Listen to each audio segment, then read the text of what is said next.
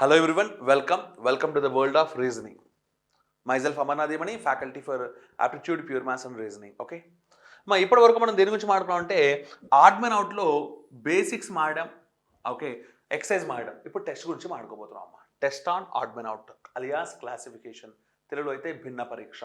ఓకేనా రైట్ అమ్మా, బై అమర్నాథ్ యమని. Let start it. రైట్ అమ్మా, చూడండి డైరెక్షన్స్. 1 నుంచి 20 వరకు గల ప్రశ్నల్లో దత్త ఐచ్ఛికాలు అంటే ఏంటమ్మా, ఆప్షన్స్లో సరిపోలని దాన్ని అంటే సెట్ అవ్వని దానిని కనుక్కొని దాన్ని మీ సమాధానంగా రాయండి. ఓకేనా రైట్. ద ఫస్ట్ క్వశ్చన్ అంటే ఆడ్ మెన్, డైరెక్ట్గా ఇంకా డైరెక్షన్స్తో పని లేకుండా చెప్పేస్తానమ్మా. ఓకే అమ్మ, garlic, chilli, ginger, potato. Garlic అంటే ఏంటమ్మా, అల్లం. అవును, గార్లిక్ అంటే ఏంటి, అల్లమా వెల్లుల్లి. ఓకే, వెల్లుల్లి. ఓకే, వెల్లుల్లి something. Okay, next one chilli అంటే ఏంటమ్మా, మిరపకాయలు అంటే. జింజర్ అంటే అల్లం, అవునా. ఓకే, నెక్స్ట్ పొటాటో అంటే ఏంటమ్మా, బంగాళదుంప. ఇప్పుడు మనం దీన్ని చాలా ఈజీగా ఐడెంటిఫై చేయొచ్చు. ఓకే, ఆలు అలియాస్ వెల్లుల్లి, అల్లం, బంగాళదుంప ఈ 3 కూడా భూమి లోపల పండుతాయి. వాటిని మనం వేళ్ళు అని పిలుస్తాం, అవునా కదా. రూట్స్. క్యారెట్ అవి ఎలా అయితే భూమి లోపల ఉంటాయో, పసుపు అలాగే ఇవి కూడా రూట్స్, అవునా. కానీ చిల్లీ మాత్రం భూమి లోపల ఉండదమ్మా, భూమి బయట ఉంటుంది. కాబట్టి చిల్లీ అనేది మన ఆన్సర్ అవుతుంది. Okay right. The next beautiful question. Right అమ్మా, సెప్టెంబర్, మే, జూన్, నవంబర్. ఒకసారి అబ్జర్వ్ చేస్తే, సార్ సెప్టెంబరు, మే, జూన్, నవంబర్ అన్నీ మంత్సే కదా, ఇందులో ఆడ్ వన్ ఏముంటుంది అంతొద్దు. పొజిషన్ వాళ్ళ ఎన్ని రోజులు ఉంటాయో చూసుకుంటామా. సెప్టెంబర్లో ఎన్ని ఉంటాయమ్మా, 30. మేలో ఎన్ని ఉంటాయమ్మా, 31. జూన్లో ఎన్ని ఉంటాయమ్మా, 30. నవంబర్లో ఎన్ని ఉంటాయమ్మా, 30. అర్థమైపోయింది కదా లాజిక్. సార్ ఈ 3 కూడా 30 రోజులు ఉండేవైతే వీడు ఒక్కడు తేడా సింగ్ 31 రోజులు ఉన్నాడు, అవునా కాదా. సో వాడే మన ఆడ్ వన్. ఓకేనా. Let's see the next one. EJO HMR DIN LPT. Position వాళ్ళు రాస్తే ఓపెన్ అయిపోలా. ఈ అంటే 5, జే అంటే 10, ఓ అంటే 15, హెచ్ఎంఆర్ 8, 13, 18. అమ్మా చూడండి, +5 సరిపోయిందిగా. ఇక్కడ కూడా సరిపోయిందిగా. డి అంటే 4, ఐ అంటే 9, ఎన్ అంటే 14, అంటే ఇక్కడ కూడా +5 సరిపోయింది. ఎల్ అంటే 12, పి అంటే 16, టీ అంటే 20. సార్ వీడు చూడండి తేడాగా ఉన్నాడు, +4 వచ్చాడు. సార్ అందరూ +5 అయినప్పుడు వీడు ఒక్కడు తేడాగా బిహేవ్ చేయొచ్చా, చేయకూడదు. బిహేవ్ చేశాడు కాబట్టి వాడే మన ఆడ్ వన్. ఓకేనా. సో తేడా సింగ్. So answer is which option, 4th option is the answer. ఓకేనా right, good. So the next beautiful question అమ్మా. ఇక్కడ ఇంకో పాయింట్ చెప్తాను, జాగ్రత్తగా గుర్తుపెట్టుకోండి. నేను ఆ పొజిషన్ వాల్యూస్ వరకు రాస్తాడమ్మా, ఆల్ఫాబెట్స్ అని మీరు ఇమాజిన్ చేసుకోగలరు కాబట్టి. ఇప్పుడు సపోజ్ ఆప్షన్స్లో ఫస్ట్ దానికి ఇలా ఇచ్చాడమ్మా, ఇది ఫస్ట్ ఆప్షన్లో ఉన్న ఆల్ఫాబెట్స్కి పొజిషన్ వాల్యూస్. రెండో దానికి ఇలా ఇచ్చాడమ్మా, మూడో దానికి ఇలా ఇచ్చాడమ్మా, నాలుగో దానికి ఇలా ఇచ్చాడమ్మా. ఇప్పుడు దీంట్లో ఆడ్ వన్ ఎవరంటే మీరు ఏం చేయాలి తెలుసా, పొజిషన్ వాల్యూస్ వరకు రాశాను నేను. సార్ ఇది +5 సార్, నో ప్రాబ్లం. ఇది +4 అర్థం కాల. ఇది +3, ఇదేమో +4 అర్థమే కాల. ఇది +7 అప్పుడు వెంటనే ఆడ్ వన్ వీడని చెప్పాలి. ఎందుకు సార్, వీళ్ళ మధ్య డిఫరెన్స్ అనేవి సేమ్గా ఉన్నాయి కదా, వీడొక్క చోట లేదు కాబట్టి ఆన్సర్ ఏంటమ్మా, సి అని చెప్పుకోవచ్చు. ఓకేనా, ఇలా కూడా చేయొచ్చు. Let's see the next beautiful question. 273, 133, 155, 231. అమ్మా ఈ క్వశ్చన్ని చూడంగానే నాకు ఇంటేం కనపడిందంటే, 133 చూడంగానే వీడు 19 7s అమ్మా, అంటే 7తో కానీ 19తో కానీ పోయే నెంబర్స్ ఏమైనా ఉన్నాయో ట్రై చేస్తా. 7 తోటి వీడు పోతాడా, ఓకే, 7 3s are 21, ఓకే 63 అంటే పోయాడు, ఓకే వీడు పోయాడు. 7తో వీడు పోడు, 7తో వీడు పోతాడా, yes 7 3s are 21, 7 3s okay పోయాడు. వీడు చూడండి 7 2s are 14 పోతే మళ్ళీ 15, 7 2s పోతే రిమైండర్ మిగిలిపోతుంది. అంటే ఈ ముగ్గురు 7తో పోతారు కానీ వీడు పోడు. ఓకే పోడు కాబట్టి మనం పంపించేద్దాం. ఓకే ఆడ్ వన్ కింద లెక్కేసి పంపించేద్దాం. ఓకేనా. Let's see the next beautiful question. 6, 20, 42, 72, 74.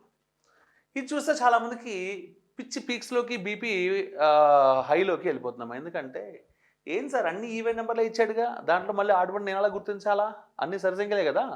కానీ లింక్ ఏంటో తెలుసా సార్, 6 అంటే 2 × 3 2 వరుస నెంబర్ల లబ్ధం. 20 అంటే 4 × 5 2 కాన్సిక్యూటివ్ నెంబర్స్ ప్రొడక్ట్. 42 అంటే 6 × 7 2 కాన్సిక్యూటివ్ నెంబర్స్ ప్రొడక్ట్. కానీ 74 ఇంకా అలా ఏం లేదమ్మా. ఒకే ఒక పాసిబిలిటీ 2 × 37 లేదంటే 1 × 74, ఇంకో పాసిబిలిటీ లేదు. అంటే 2 కాన్సిక్యూటివ్ నెంబర్స్ ప్రొడక్ట్గా రాయలేకపోతున్నాను వీడిని, వాళ్ళందరినీ రాయగలుగుతున్నాను కాబట్టి వాళ్ళందరూ నా గ్రూప్లో ఉన్నారు, వీడు ఫిట్ అవ్వట్లేదు, గెంటేశాను. ఓకేనా? So 74 is the odd one. ఓకేనా? దీంట్లో అడ్వాంటేజ్ ఏంటంటే ఈ ఆడ్ వన్ అవుట్లో టాపిక్ మీద మంచి క్లారిటీ ఉంటే అలవగ్గా చెప్పొచ్చు, ఐడియా లేకపోతే గుక్కబెట్టి ఆడవలసిందే. ఏం చేసినా పెద్ద పీకేదేం లేదు. ఓకేనా? Ruby, sapphire, granite, Topaz. ఒకసారి వాటి బొమ్మలు కూడా ఇక్కడ చూసుకోండమ్మా. అమ్మా ఇది రూబీ. ఇదేంటమ్మా? రూబీ. రూబీ అంటే అలా రెడ్ కలర్లో ఉంటుందమ్మా స్టోన్. మనకి గ్రహాల గురించి మాట్లాడినప్పుడు సూర్యుడి యొక్క రాయి ఏదంటే రూబీ అమ్మ. ఇది సఫైర్ అమ్మ. సఫైర్ అంటే నీలం. ఓకే, సో ఇది శనిగ్రహం యొక్క స్టోన్ అమ్మ. ఓకే, నెక్స్ట్ వన్ ఇది మార్బల్. మనకు బాగా తెలుసు, రోజు ఇంట్లో మనం తొక్కుతూ ఉంటాం కదా, మన కాళ్ళ కింద ఉంటుంది. ఓకే, దీన్ని రూబీ అంటారమ్మా. సారీ, రూబీ కాదు, రూబీ అది కదా. This is Topaz. టోపాజ్ అంటే గురుగ్రహం యొక్క ఇది ఎల్లో షేడ్లో ఉంటుంది. ఓకేనా? సో ఇప్పుడు ఈ వీటిలో చెప్పాలి అంటే ఇప్పుడు నేను చెప్పిన దాని ప్రకారం కూడా లాజిక్ చెప్పచ్చు, కానీ జనరల్గా సైంటిఫిక్గా అది వర్కౌట్ కాదు కానీ మనం చెప్పమ్మా, ఇది అఫీషియల్ లాజిక్గా. ఈ మూడు కూడా ఒక్కొక్క గ్రహానికి సంబంధించిన రాళ్ళు. ఇది ఏ గ్రహానికి సంబంధించింది రాళ్ళు కాదు, కాబట్టి ఇది ఆడ్ వన్. అయితే ఒరిజినల్గా ఎలా చెప్పుకోవచ్చు అంటే ఈ 4 కూడా స్టోన్సే.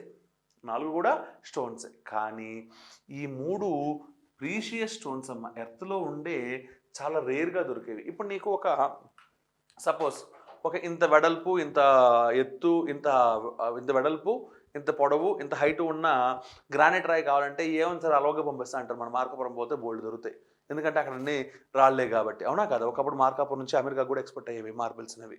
ఓకే, కానీ ఇప్పుడు ఎక్స్పోర్ట్ అవ్వట్లేదు, చాలా జరిగాయి, అన్నీ వదిలేద్దాం, మనకి ఇప్పుడు పని లేదు కాబట్టి.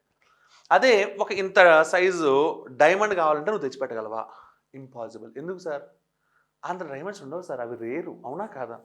అంటే సో ఇక్కడ ఈ 3 కూడా రేర్ అయితే ఇదొక్కటి రేర్ కాదు. సో ఇది మన ఆడ్ వన్. ఓకేనా? So answer which one? Granite is the answer. ఓకేనా? Let's see the next beautiful one. Deer, zebra, hyena, giraffe. ఇట్లాంటివి చూస్తే మీకు డౌట్ రావాలి, సార్ అది తెలుగా ఇంగ్లీషా అంటే డీర్ అనే వర్డ్ ఇంగ్లీషు, రాసింది తెలుగు. ఇలా కూడా ఇస్తాడు ఎగ్జామ్లో. డీర్ అంటే జింక, జీబ్రా అంటే తెలుసు కదా జీబ్రానే. హైనా అంటే ఇది నక్కలు తోడేళ్ల జాతమ్మ, కుక్కల జాతిలో ఒకటిది. నక్క తోడేలు కూడా కుక్క జాతిలోవే. పులి, సింహం కూడా పిల్లి జాతిలోవే. ఓకేనా? సో నక్కల జాతిలో హైనాస్ ఉంటాయి. హైనాస్ యొక్క స్పెషాలిటీ ఏంటో తెలుసమ్మా? హైనాస్ చూస్తే నక్కలు తోడేళ్ళు పారిపోతాయి. ఒక హైనా ఉంటే సింహం కానీ పులి కానీ దాన్ని చంపేయగలదు, కానీ 3 హైనాసో 4 హైనాసో 2 హైనాసో ఉన్నాయంటే పుళ్ళు సింహాలు కూడా చచ్చిపోతాయి వాటి చేతిలో. అవి అంత భీకరమైన పోరాటం చేయగలవు. ఓకే, అంటే చిచ్చరపుడుగులు అనాలంటే వాటిని అనాలమ్మా, ఎందుకంటే చిన్న సైజులోనే ఉంటాయి కుక్కలాగా, కానీ అవి భీకరమైన పోరాటం చేసి సింహాలని కూడా 2, 3 ఉంటే చంపేయగలుగుతాయి. అంత భయంకరమైన పోరాటం, అంత వేగం, అంత కసిగా కురుగుతాయి అవి. ఓకేనా? Right, good. అంత టాక్టిక్స్ ఉంటుంది వాటికి, హైనాస్.